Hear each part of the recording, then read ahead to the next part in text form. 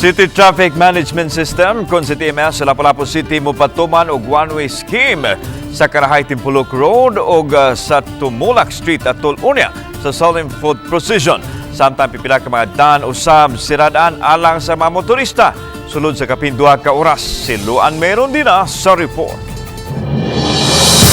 Walay kausaban sa rota nga subayon sa Solemn Food Procession bispera sa kapistahan sa Birhen sa Regla karong Nobyembre 20 matud sa taga City Traffic Management System kon CTMS. Sa alas 4 sa hapon niya ng adlaw, sirad-an na ngadto sa mga motorista ang pipila ka mga daan sa dakbayan hangtod mahuman ang Solemn Food Procession.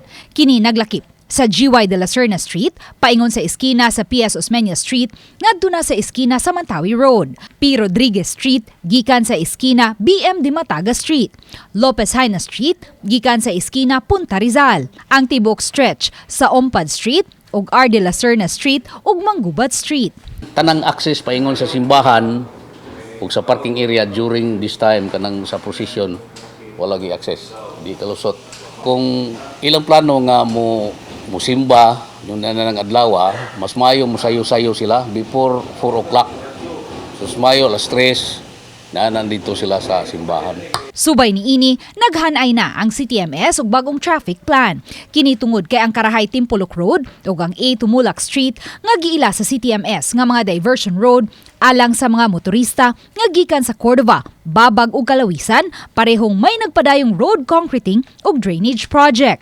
Matod sa pangu sa CTMS, Mario Napoli, nga gisubay gayud niya ang daan atol sa peak hours aron masuta ang sitwasyon ni ini.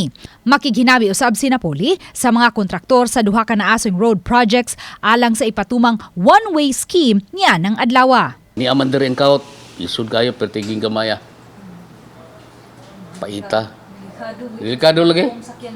Delikado gyud. So ang among gi kuan diri katong mga 6-wheelers bawal ri lugar absurd.